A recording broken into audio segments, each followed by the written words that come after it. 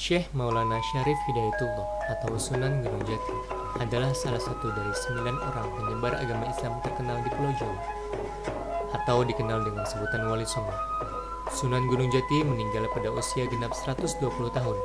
Beliau dimakamkan di Desa Astana, Kecamatan Gunung Jati, Kabupaten Cirebon. Komplek makam Sunan Gunung Jati saat ini telah menjadi tempat wisata ziarah bagi masyarakat dari berbagai penjuru, baik dalam maupun luar negeri. Para pengunjung yang datang memiliki berbagai niat dan keinginan. Makam Sunan Gunung Jati berada di puncak Gunung Lembung. Untuk mencapainya, kita harus melewati 9 pintu.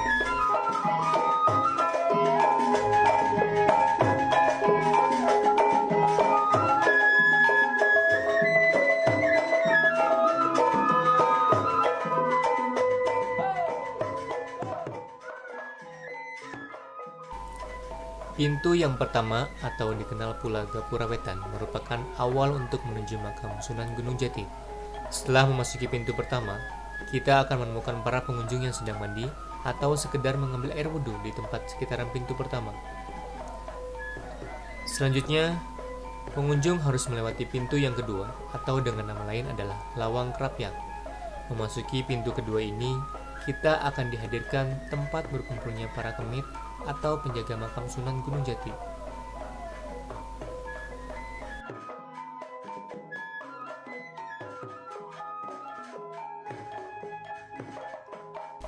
Pintu ketiga adalah batas untuk masyarakat yang berziarah ke makam Sunan Gunung Jati, karena yang diperbolehkan masuk ke pintu selanjutnya atau Lawang Gede hanya keturunan Kanjeng Sunan Gunung Jati atau keluarga dari pihak keraton. Pintu ketiga ini disebut pula pintu pasujudan. Di depan Lawang Gede biasa dilakukan ritual tahlilan untuk mendoakan Sunan Gunung Jati. Para pengunjung biasanya mengambil air untuk dibawa pulang ke rumah, bahkan meminumnya di tempat. Air itu diyakini membawa berkah bagi para pengunjung.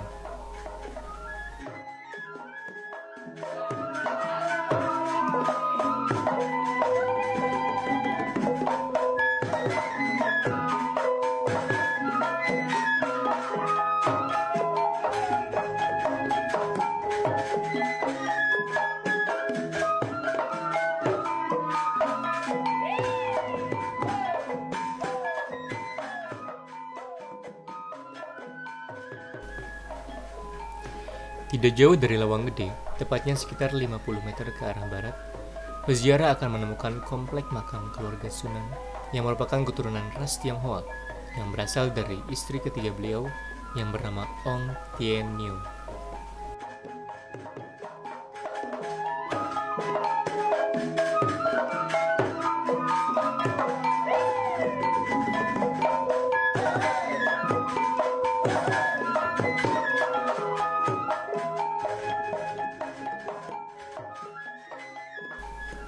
Walaupun masyarakat biasa tidak diperbolehkan memasuki Lawang Gede atau pintu ketiga dan seterusnya, namun masyarakat dapat melihat lebih dekat bangunan yang melindungi makam Sunan Gunung Jati dan memanjatkan doa di dekat makam Sunan. Hal tersebut dapat dilakukan dengan sedikit menaiki anak tangga menuju puncak Gunung Sembung, melalui pintu masuk yang berada di antara tempat berkumpulnya kemit ataupun Lawang Krapyak.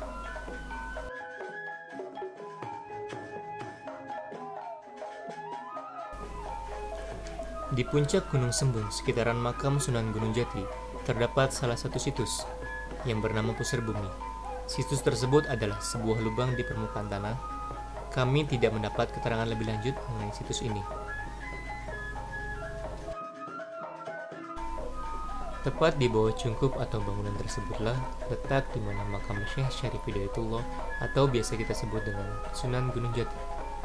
Masyarakat biasa tidak diperbolehkan memasuki lingkungan makam Sunan Gunung Jati. Hanya keluarga keraton dan juga keturunan dari Sunan Gunung Jati yang diperbolehkan memasuki lingkungan tersebut.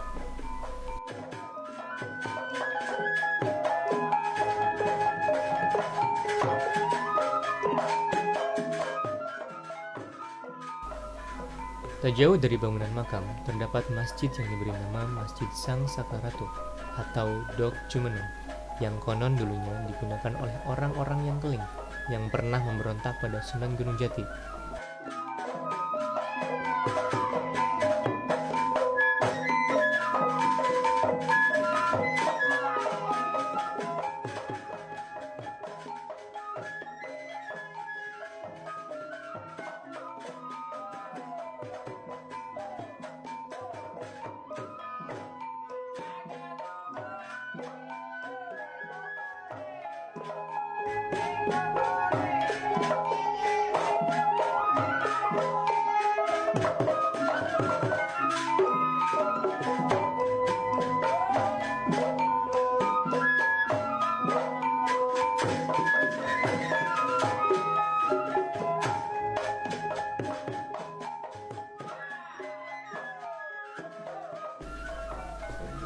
Tepat di depan pelataran pintu masuk masjid, terdapat prasasti yang isinya wasiat dari Syekh Syarif Hidayatullah berbunyi, "Ingsun titip tajuk lan fakir miskin." Di dalam masjid, kita bisa melihat Al-Quran yang berusia ratusan tahun dan dibuat dengan tulisan tangan. Al-Quran ini merupakan peninggalan Syekh Syarif Hidayatullah pada masa kepemimpinannya di Cirebon.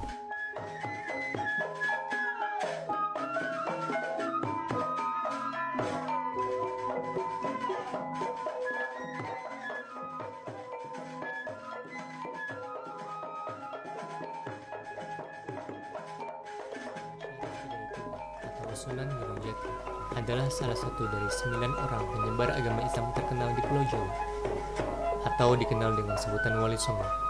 Sunan Gunung Jati meninggal pada usia genap 120 tahun. Beliau dimakamkan di Desa Astana, Kecamatan Gunung Jati, Kabupaten Cirebon. Komplek makam Sunan Gunung Jati saat ini telah menjadi tempat wisata ziarah bagi masyarakat dari berbagai penjuru, baik dalam maupun luar negeri. Para pengunjung yang datang memiliki berbagai niat dan keinginan. Makam Sunan Gunung Jati berada di puncak Gunung Lembung. Untuk mencapainya, kita harus melewati 9 pintu.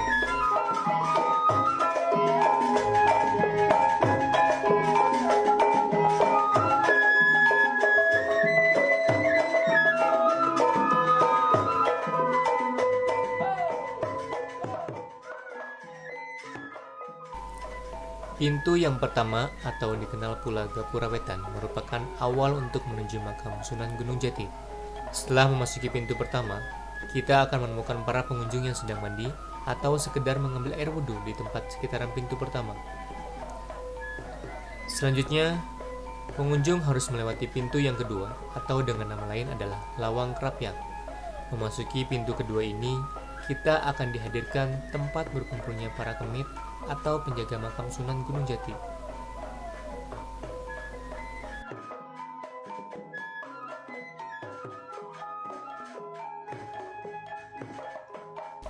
Pintu ketiga adalah batas untuk masyarakat yang berziarah ke makam Sunan Gunung Jati, karena yang diperbolehkan masuk ke pintu selanjutnya atau Lawang Gede hanya keturunan Kanjeng Sunan Gunung Jati atau keluarga dari pihak keraton. Pintu ketiga ini disebut pula pintu pasujudan. Di depan Lawang Gede biasa dilakukan ritual tahlilan untuk mendoakan Sunan Gunung Jati. Para pengunjung biasanya mengambil air untuk dibawa pulang ke rumah, bahkan meminumnya di tempat. Air itu diyakini membawa berkah bagi para pengunjung.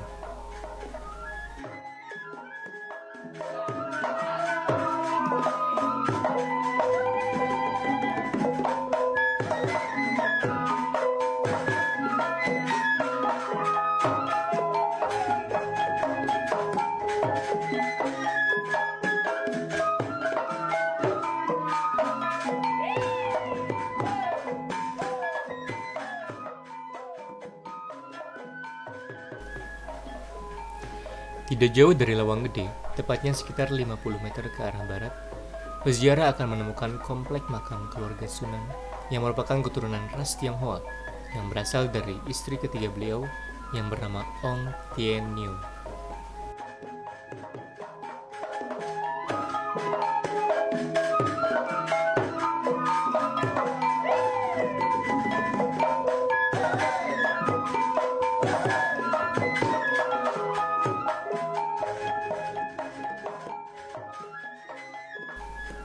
Walaupun masyarakat biasa tidak diperbolehkan memasuki Lawang Gede atau pintu ketiga dan seterusnya, namun masyarakat dapat melihat lebih dekat bangunan yang melindungi makam Sunan Gunung Jati dan memanjatkan doa di dekat makam Sunan. Hal tersebut dapat dilakukan dengan sedikit menaiki anak tangga menuju puncak Gunung Sembung, melalui pintu masuk yang berada di antara tempat berkumpulnya kemit ataupun Lawang Krapyak.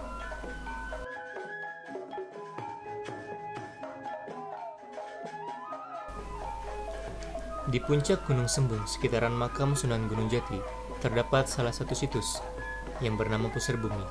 Situs tersebut adalah sebuah lubang di permukaan tanah. Kami tidak mendapat keterangan lebih lanjut mengenai situs ini. Tepat di bawah cungkup atau bangunan tersebutlah letak di mana makam Syekh Syarif Hidayatullah atau biasa kita sebut dengan Sunan Gunung Jati. Masyarakat biasa tidak diperbolehkan memasuki lingkungan makam Sunan Gunung Jati.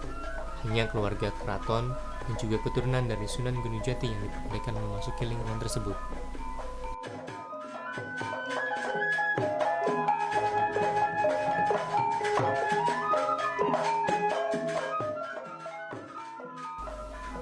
Tak jauh dari bangunan makam, terdapat masjid yang diberi nama Masjid Sang Saka Ratu atau Dok Jumeneng, yang konon dulunya digunakan oleh orang-orang yang Keling yang pernah memberontak pada Sunan Gunung Jati.